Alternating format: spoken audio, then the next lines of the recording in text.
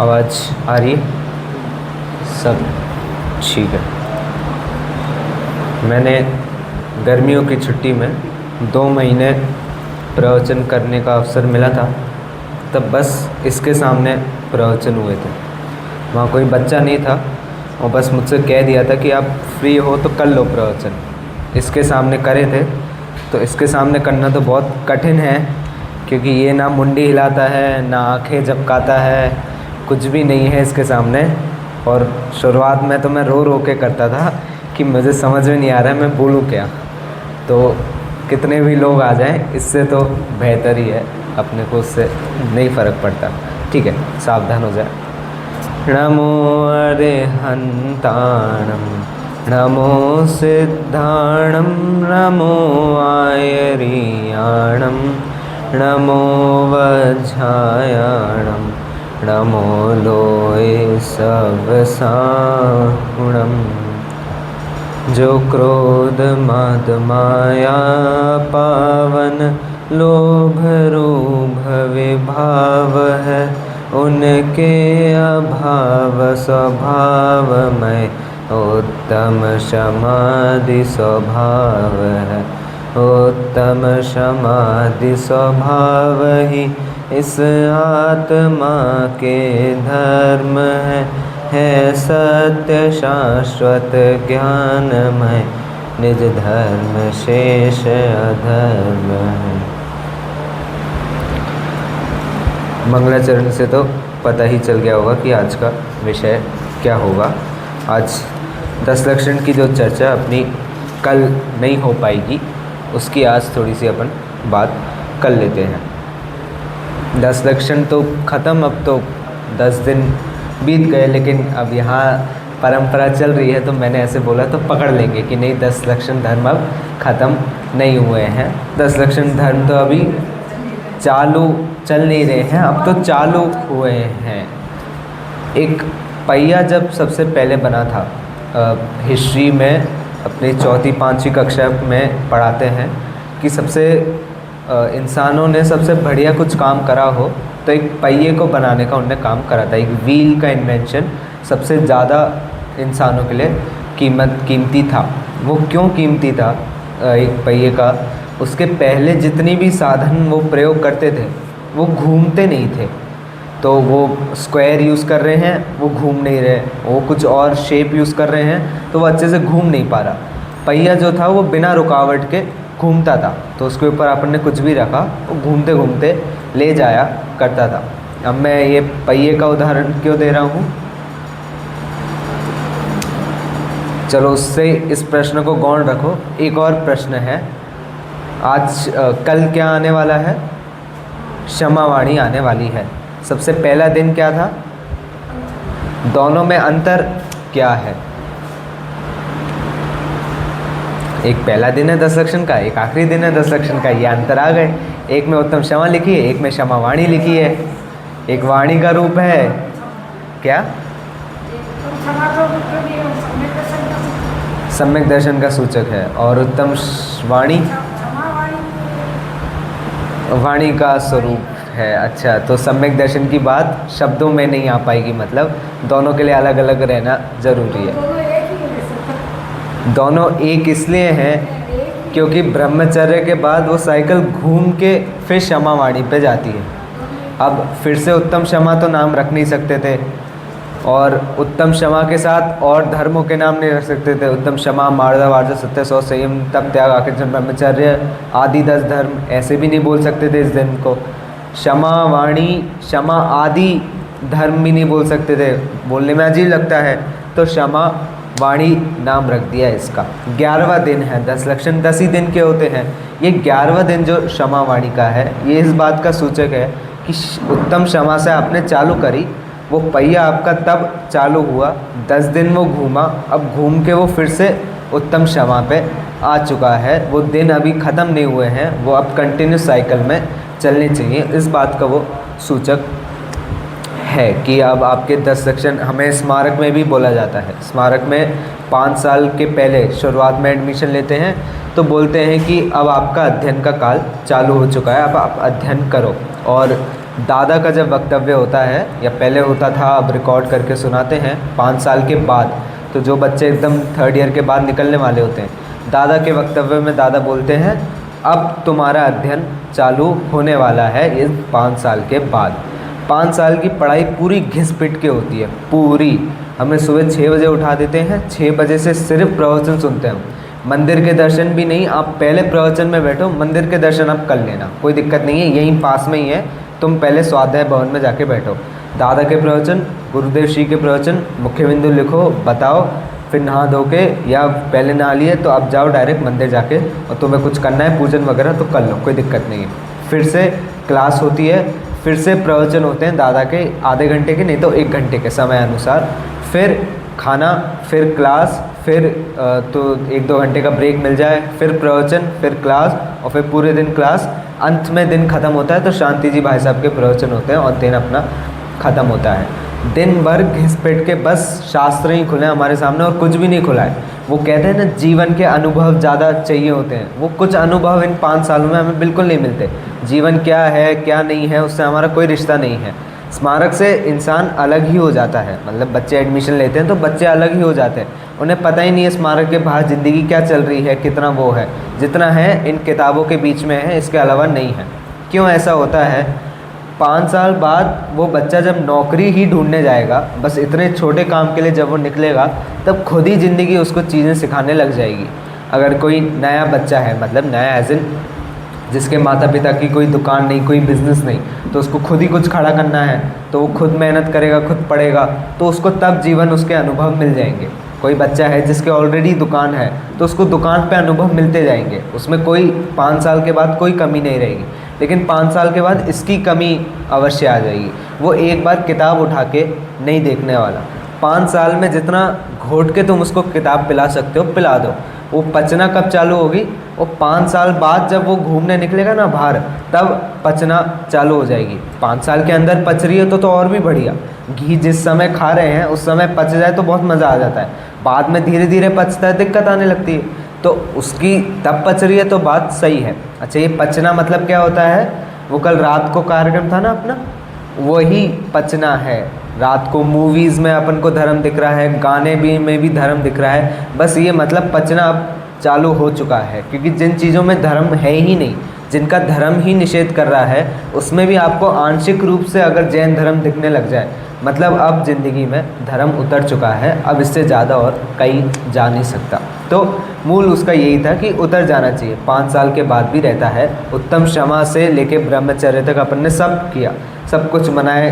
मैं ये नहीं कह रहा कि उत्तम क्षमा से लेके ब्रह्मचर्य तक जितने कार्यक्रम हुए वो हर रोज़ हों या हर महीने हर हफ्ते हों, वो संभव भी नहीं है होना इतना। लेकिन जो चीज़ों को उत्तम क्षमा के दिन पालना चालू करा था, उनको क्षमा वाणी से फिर पालना चालू रखना है। मैंने पहले दिन भी ये अपने ही सांस्कृतिक कार्यक्रम के दिन पे कही थी। 10 लक्षण धर्म को ही पालने के दिन नहीं है, अच्छी आदतों को अपनाने के दिन है। आपकी नई नई आदतें इसमें आनी चाहिए जो आपके शरीर के लिए भी अच्छी हो और आपके धर्म के लिए भी अच्छी हो। धर्म के लिए ज़्यादा अच्छी होती हैं, इसलिए नाम धर्म के दे रखा है। उस दिन मैंने क्या करवाया था, आयुर्वेद की जो क्लास लगाई थी उसमें ये चीज़ बोली थी, क्योंकि आयुर्वेद के अनुसार अच्छी आदतें आएंगी। और 10 लक्षण के धर्म हम उपवास एक आसन सब करते हैं, ये अच्छी आदतें हैं, लेकिन आप शरीर के अनुसार करो तो आपका शरीर भी पुष्टि में रहेगा, मतलब स्वस्थ रहेगा, तो आपको दिक्कत नहीं आएगी। अच्छी आदत आप अपनाओगे और 10 दिन के लिए अगर आप अच्छी आदत रख सकते हो तो 10 दिन के बाद आपको कोई तकलीफ़ नहीं आने वाली है। 10 दिन के बाद वो परंपरा ख़त्म नहीं हो जानी चाहिए। ठीक है, 3 तरीक़ों से बात करी जाती है। इसको बात करना मतलब कम्युनिकेशन जो होते हैं वो 3 तरीके से हो सकते हैं मेरे हिसाब से। एक, कानों से बात को पहुंचाना। एक के कान में आपने बोल दी बात और उससे बोल दिया वहाँ जाके बोल देना। एक के कान में बोल दी और उसने पहुंचा दी। सो ऐसे एक ही बात 4-5 लोगों के थ्रू आपकी किसी को जा रही है, ये पहला हो गया। दूसरा, पत्र लिख दिया आपने। पत्र लिख दिया मतलब नहीं लिखने का नहीं, लिखने का। व्हाट्सएप पे आपने लिख दिया मैसेज और इंस्टेंट आपने भेज दिया कि ये काम करना है, सो मैंने कर दिया। और तीसरी टाइप का बात करने का तरीका क्या है, भाई सामने ही बोल देना, उसको बुलाना और उसके सामने जो चीज़ बोलनी है वो बोल देना।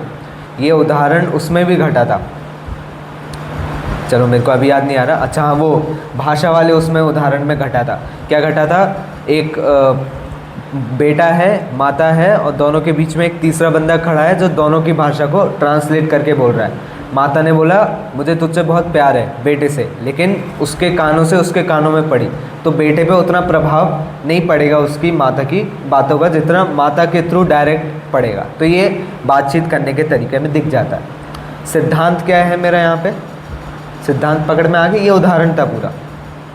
सिद्धांत मेरा ये है, 3 तरीके से क्षमा मांगी जाती है। एक, कानों के थ्रू हम पहुंचा देते हैं। बहुत लड़ाई हो बीच में किसी के परिवार में, आंतरिक रूप से ही लड़ाई होने लग जाए, हो जाती है, कोई दिक्कत नहीं है तो, लेकिन बेटों से बच्चों की लड़ाई नहीं है, बच्चे बीच में नहीं है उसके, तो बच्चे घर आए एक दिन, पर्व के दिन पे आ गए ऐसे मिलने के लिए, तो उनसे हमने क्षमा कर ली, उत्तम क्षमा वाणी मांग ली, और फिर उनसे बोल दिया कि तुम्हारे माता से भी बोल देना, पिता से भी बोल देना, हमारी तरफ से उत्तम क्षमा। तो ये सबसे नीचे यानी सबसे तीसरी टाइप का है, किसी के कानों के थ्रू आप पहुंचा रहे हो, तो ना शब्द अच्छे से जा रहे हैं ना भाव अच्छे से जा रहे हैं। दूसरा तरीका क्या है? पत्र लिखने वाला या व्हाट्सएप वाला जो आजकल चलने लगा है। अभी तो दिन प्रारंभ हुआ है, अभी मुझे भी बहुत सारे आने वाले हैं उत्तम क्षमा के मैसेजेस, उससे ही चालू हो जाता है। एक अच्छा लंबा चौड़ा आपने मैसेज लिखा, आप बहुत लोग तो गलतियां भी गिनाते हैं, इस साल में मुझसे ये गलतियां हुई और तुम्हारे अभाव में मुझसे ये गलतियां हुई, उसके लिए मैं क्षमा प्रार्थी हूँ, उत्तम क्षमा, हाथ जोड़ने वाला वो इमोजी भेज देते हैं और बात ख़त्म हो जाती है, उत्तम क्षमा हमने मांग ली और आज का पर्व सफल रहा। ऐसे मैसेजेस अपन कर सकते हैं। ये दूसरी टाइप का है जिसमें आपने लिख के भेजा, आपके शब्द लिख के गए, आपके थ्रू गए तो थोड़े बहुत आपके भाव आ जाएंगे, लेकिन शब्द तो फिर भी सुनने में नहीं आए। और तीसरा तरीका, जब अपन किसी के पास रहते हैं तो उनसे साक्षात सामने ही जाके हम उनसे बोल रहे हैं भाई उत्तम क्षमा, इन गलतियों के लिए उत्तम क्षमा हम करते हैं। सबसे तीनों में से श्रेष्ठ तो कौन सा होगा? सामने वाला सबसे ज़्यादा श्रेष्ठ होगा, क्योंकि हम सामने ही बोल रहे हैं, शब्द भी जा रहे हैं, भाव भी जा रहे हैं, सारी चीज़ें हो रही हैं। लेकिन क्षमा इतनी भी सस्ती नहीं है। अब इसके लिए मैं एक उदाहरण आपसे पूछता हूँ, सबसे बेस्ट यानी सबसे बढ़िया शरीर किसका होता है, या कौन सा शरीर सबसे बढ़िया होता है? चलो किसका बता दो, कौन सा शरीर तो थोड़ा टफ हो जाएगा, किसका शरीर होता है फिर उससे अपन चर्चा कर लेंगे। किसका शरीर सबसे बढ़िया होता है? मनुष्यों में, देवों में, मतलब सारे चारों गतियों में किसका शरीर सबसे ज़्यादा श्रेष्ठ होता है? मनुष्यों में भी किसका शरीर? देखो मैं 3 ऑप्शंस दे देता हूँ अभी। एक है कामदेव। कामदेव का शरीर सबसे ज़्यादा सुंदर होता है। कामदेव के लिए नियम लिखा है, जब ये कामदेव मुनिराज बन के आहार विचरण के लिए जाते हैं, बुद्धि पूर्वक उस जगह से नहीं जाते जहाँ पे लोग हो, कोई भी स्त्री पुरुष कोई भी लोग हो वहाँ से नहीं जा सकते। क्यों नहीं जा सकते? इनके शरीर पे ये लोग बहुत मग्न हो जाते हैं, इनका कुछ भी नहीं हो पाता धर्म पालन, ये अकेले ही घूम लेंगे, उपवास रख लेंगे, लेकिन उस जगह से नहीं जाएंगे जहाँ लोग होंगे। इनका नियम रहता है मुनिराज का। एक हो गए कामदेव। दूसरे चक्रवर्ती। कामदेव से भी किसी का सुंदर हो शरीर तो उसके कंपैरिजन में चक्रवर्ती आ जाता है। देव भी जिसकी पूजा करे, इंद्र जिसके पीछे घूमे, और बहुत सी उसकी शक्तियाँ हैं, चक्रवर्ती की तो क्या ही क्या। और तीसरे हैं तीर्थंकर। तीर्थंकर के शरीर भी आते हैं क्योंकि इनका पुण्य का उदय बहुत होता है और नाम कर्म का उदय अच्छा होता है। अब तीनों में से शरीर किसका अच्छा? क्यों?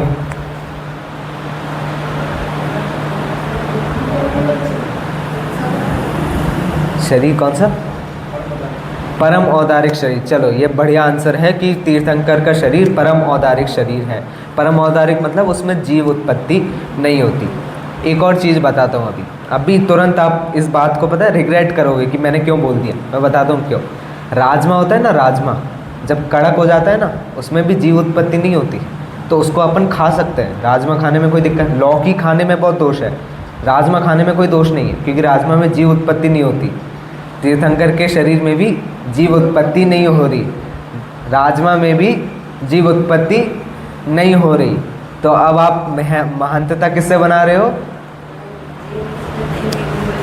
कोई कंपैरिजन ही नहीं बैठ पा रहा। तीर्थंकर का शरीर अच्छा होता है, बात आई है शास्त्रों में, सच्ची बहुत गजब की बात है कि उनके शरीर में जीव उत्पत्ति नहीं होती। मैं कुछ अभिनय नहीं कर रहा, मैं तो बता रहा हूँ कि ऐसी चीज़ें होती हैं, कभी मन में विकल्प आ सकते हैं कि इसके लिए महान नहीं है उनका शरीर। उनका शरीर महान क्यों है, और शरीर ही महान क्यों है? क्योंकि वो उनका आखिरी ही शरीर है, उसके बाद उन्हें मिलने ही नहीं वाला।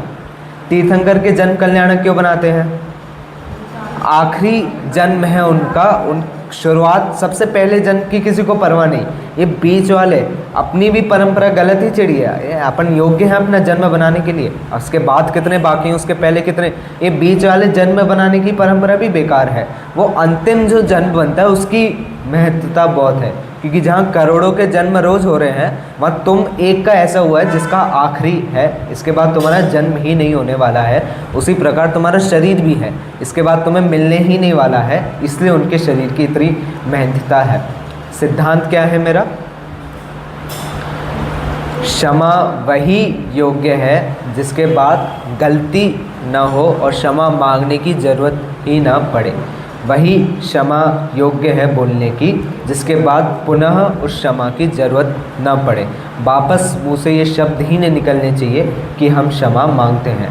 अहंकार की दृष्टि से नहीं कह रहा, ऐसे कह रहा हूँ कि गलती ही ना हो तो अपने मुँह से ही वो शब्द ना निकले कि हम उत्तम क्षमा मांगते हैं। नहीं तो हम मांगे जा रहे हैं, हम गलतियाँ गिना रहे हैं और फिर क्षमा मांगते हैं। भाई तुम पूरी बस्ती में आग लगा दो, सॉरी भाई गलती से आग लग गई, काम बिल्कुल नहीं। चलो एक बार को गलती से कह सकते हैं, दूसरी बार करोगे तुम, दूसरी बार तुम्हें ही वो पास में नहीं रखेंगे, क्योंकि तुम्हारी हरकतें भी वैसी होंगी। सुधार हमेशा आना चाहिए। क्षमा, अच्छा इसके लिए रामचंद्र जी प्रसिद्ध हैं। कैसे प्रसिद्ध हैं? 4 बार सीता जी को 4 बार वनवास के लिए भेज दिया, निकाल दिया। चौथी बार में अंतिम बार जब अग्नि परीक्षा हो रही थी, तब सीता जी ने अग्नि परीक्षा लेने के पहले क्या बोला था? मतलब अग्नि से ऐसे बोला था कि यदि मेरे मन में कोई पर पुरुष के लिए विकल्प भी आया हो, तो जिस प्रकार ये अग्नि एक सूखे पत्ते को जलाती है, मुझे भी राख राख कर दे, और कुछ भी नहीं, बस अब डायरेक्ट चली गई, एकदम फुल कॉन्फिडेंस में वो गई और जो हुआ सो हुआ। राम जी को गलती एहसास हो गई, भाई गलती हो गई है, सब हो चुका, अब पीछे पीछे गिड़गिड़ा रहे हैं। लेकिन सीता जी के तो गुणस्थान बढ़ गए, वो अब वनचारी बनने वाली हैं, जाने वाली हैं, वो दीक्षा ही ले रही है एक प्रकार से। तो वो जाई जा रही हैं और राम पीछे गिड़गिड़ा रहे हैं कि माफ़ कर दो, माफ़ कर दो। लेकिन तब माफ़ी मिली कि नहीं मिली?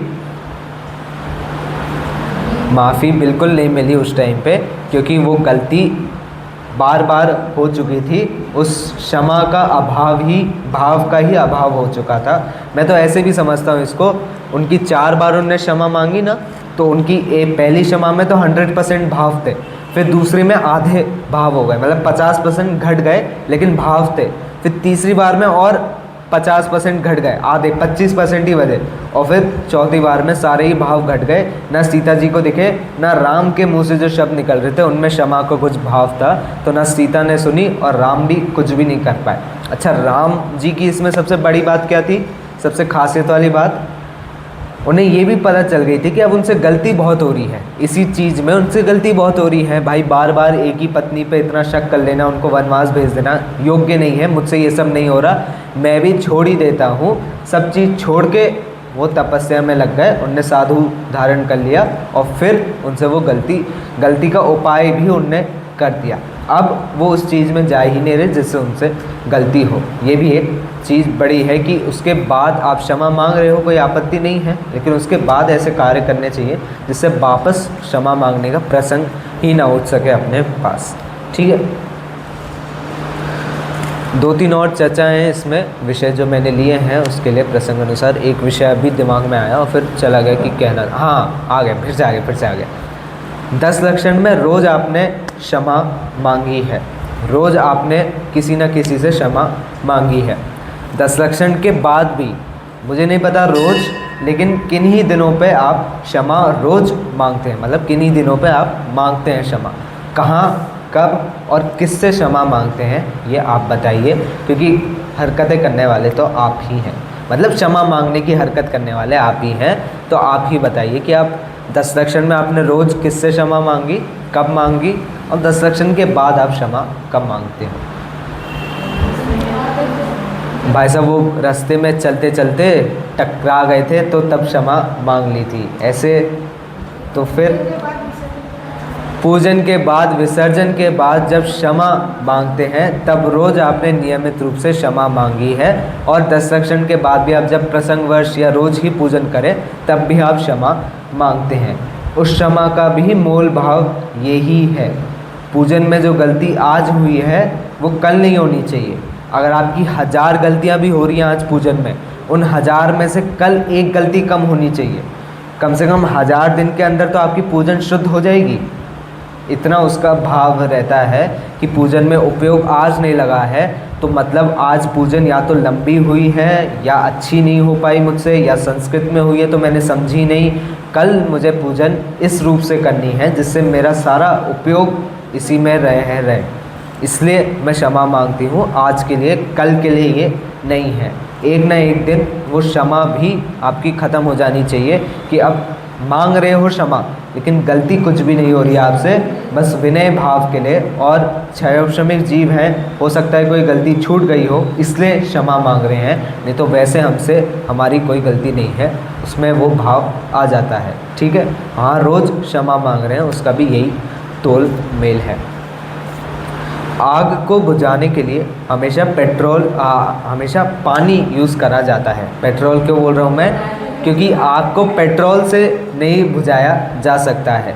अच्छा, पेट्रोल भी वो वाला हो जो एरोप्लेन में डलता हो, सबसे महंगा वाला होता है एरोप्लेन में डलने वाला, वो भी हो, उससे छोटी सी आग बुझ जाएगी? नहीं बुझेगी। आपके घर पे रखा हुआ सड़ा हुआ पानी है, उससे आग बुझ जाएगी? उससे तुरंत आग बुझ जाएगी। पानी ही काम में आएगा आग बुझाने के लिए, महंगे से महंगा पेट्रोल नहीं आएगा। सोने के पात्र में भी आप पेट्रोल ले आए तो भी नहीं होगा। सिद्धांत क्या है मेरा? द्वेष भाव जितना भी छोटा हो बड़ा हो, उससे राग से द्वेष भाव को नहीं मिटाया जा सकता। राग से द्वेष भाव मतलब आपने गलती कितनी भी छोटी करी हो, चाहे कितनी ही बड़ी माफ़ी आप मांग लो उस गलती के लिए, अब उस गलती की पूर्ति तो नहीं हो सकती। जो चीज़ पहले निकल गई उसके लिए अब क्या सही कर पाना, लेकिन उस गलती उसको पूरी तरीके से उस दाग को मिटाने के लिए आप पेट्रोल नहीं यूज़ कर सकते, आपको पानी यूज़ करना पड़ेगा। राग से द्वेष नहीं मिट सकता, क्षमा भाव से द्वेष मतलब आपकी गलतियां नहीं हट सकती, क्योंकि क्षमा भी राग का ही प्रतीक है। दया भाव राग भाव में आता है। आप दया यानी राग भाव से क्षमा भाव नहीं हटा सकते। आपको यदि उत्तम क्षमा या क्षमा पूर्ण रूप से प्रकट करनी है, उसका एक ही उपाय है, आप आत्म कल्याण करिए।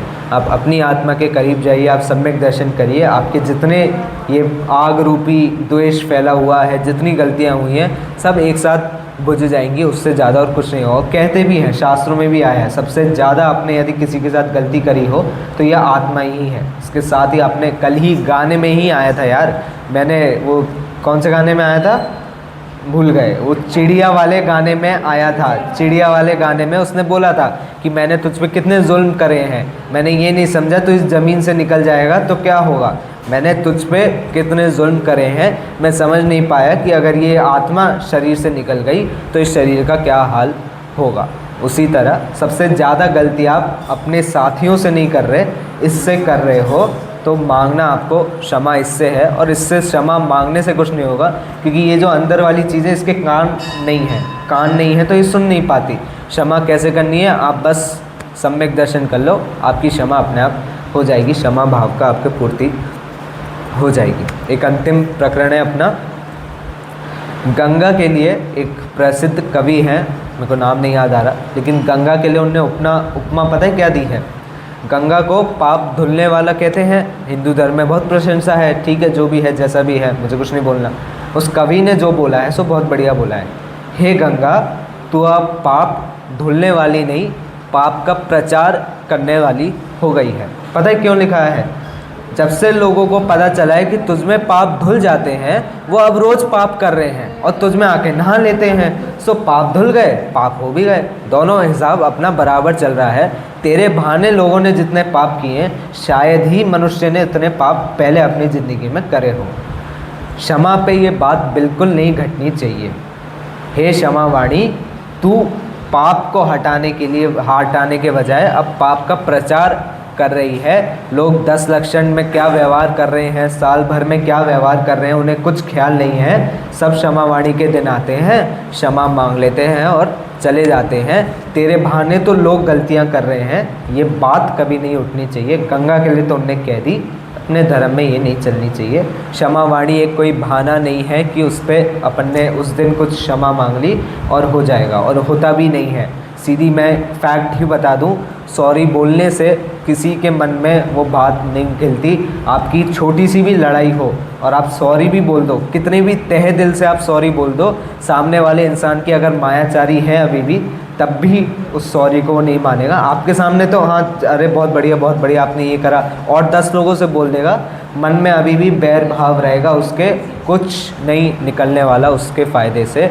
ये कितने उसे सॉरी बोलोगे, कितनों को सॉरी बुलवाओगे, कुछ भी नहीं होने वाला है। तुम सम्यक दर्शन करो, अपनी देखो, तुम छोड़ो। नेमिनाथ भगवान को देख लो यार, शादी होने वाली थी, राजुल से शादी होने वाली थी, बीच में छोड़ के चले गए शादी, मंडप से घोड़े से उतर के चले गए शादी के। इतना बड़ा तो उनने वहीं कर लिया, सोची भी नहीं, राजुल की, परिवार की, किसी की भी नहीं। वैराग्य हुआ और अपने अपने से काम है, निकल गए। राजुल आ गई, माता पिता आ गए, सब आ गए, किसी की परवाह नहीं। 2 सेकंड के लिए नहीं सोचा, उस लड़की के बारे में नहीं सोचा जिसके और 2 दिन पहले इतने राग में थे कि क्या बताएं। उसके बारे में एक विकल्प नहीं आया कि क्या हाल होगा उसका। बस जिस समय अपनी स्वार्थ की पूर्ति हुई, स्वार्थ की पूर्ति मतलब सम्यक दर्शन वैराग्यमय हुए चीज़, सो बात आगे निकल गई। सॉरी का मनोविज्ञान भी इसी रूप से है। पता है, मनोविज्ञान में एक चीज़ बोली जाती है, इंसान अपनी खुद की एक चरित्र अपने दिमाग में लेके चलता है। इंसान अपने आप को कितना समझता है, मतलब मैं कितना अच्छा हूँ, इसका एक चारित्र बना के वो चलता है। मैं बहुत अच्छा हूँ ये सोच के चलेगा, या मुझसे ये कुछ गलतियाँ होती हैं लेकिन मैं अच्छा हूँ ऐसे सोच के चलेगा। उसके दिमाग में उसकी जो इमेज बनी हुई है, मतलब वो दिमाग में अपने बारे में क्या सोच रहा है, वो इमेज खंडित ना हो जाए, इसलिए हमने सॉरी उनसे बुलवाना है। तुम अपने दिमाग में ये सोचने ना लग जाओ कि तुम गलत हो गए हो या तुमसे गलती हो गई है, तुम्हारे चरित्र पे तुम्हारे ही दिमाग में दोष ना आ जाए, इसलिए हम तुमसे सॉरी बुलवा रहे हैं। पूरे स्वार्थमय हम सॉरी बुलवाते हैं कि चाहे इतना हो जाए लेकिन तुम सॉरी बोल दो, जिससे तुम्हारी वो इमेज बनी रहे। सॉरी बोलने से कुछ काम नहीं होने वाला है। राम जी का उदाहरण प्रसिद्ध है और 100 उदाहरण भी मैं खड़े कर सकता हूँ, लेकिन वो ज़रूरी नहीं है अगर आपको ये भाव भाषित हो रहा है। फिर भी क्षमा मांगी जाती है, क्षमा दी जाती है, और वो भाव रखना चाहिए क्योंकि वो भी स्वार्थ के लिए ही है। जब क्षमा करते हैं तब क्षमा का भाव मन में आता है। पहले क्या करते हैं क्षमा के लिए? क्षमा करते हैं, फिर क्षमा मांगते हैं कि हम पहले सारे जीवों को क्षमा करते हैं, फिर हम क्षमा धारण करते हैं। किस कदर मैंने अपनी ज़िंदगी आसान कर ली, उसमें तो खैर उल्टा क्रम है। किस कदर मैंने अपनी ज़िंदगी आसान कर ली, किसी से क्षमा मांग ली, किसी को क्षमा दे दी, या किसी को क्षमा कर दी। ऐसे करके उसमें है कि मैंने किसी से क्षमा मांग ली और किसी को क्षमा कर दिया। इस तरीके से मैंने अपनी ज़िंदगी को आसान बनाया है। 10 लक्षण के बाद भी ये मंदिर हो सकता है खाली ज़्यादा रहे, और वो इस मंदिर की बात नहीं है। और भी हज़ारों मंदिर हैं भारत देश में, हज़ारों भारत देश में क्या जयपुर में ही हैं, 100-200 तो जयपुर में ही हैं जिन्हें मैं जानता हूँ। वो सब 10 लक्षण के बाद खाली ही रहते हैं। हो सकता है, ठीक है, कोई दिक्कत नहीं है, लेकिन जितने खाली न रखें इस जगह को उतना अच्छा है। क्षमा वाणी के बाद ही क्षमा धर्म का पालन चालू करना है। फिर से क्षमा, मार्दव, आर्जव, सत्य, शौच, 12 भावना के लिए भी मैंने वही चीज़ कही थी, फिर मैं दोहराऊंगा। 12 भावना का एक साथ चिंतन नहीं भी हो पाए, रोज़ एक 12 भावना का एक चिंतन करना चाहिए। और दादा की लो, आप बड़े पंडित जी की लो, बस पाठ कर लो, अर्थ ध्यान में रहेगा तो चिंतन अपने आप हो जाएगा। फिर आपको जब समझ में आ जाए तब आप और ले लो, राजा राणा छत्रपति वाली वो ले लो, 6 डाला वाली ले लो, ये केवल रवि किरणों में 12 भावना जो जयमाला में आती है वो भी बहुत सुंदर है, आप वो भी ले सकते हो, कोई सी भी लो, लेकिन आप एक बार तो उसका चिंतन करो, तभी जाके उपाय निकलेगा। क्षमावाणी तभी पालन हो पाएगी। ये क्षमावाणी की या 10 लक्षण का जो पहिया है आपकी ज़िंदगी में सदैव घूमता रहे। इसी वाणी से आज की बात को विराम करते हैं।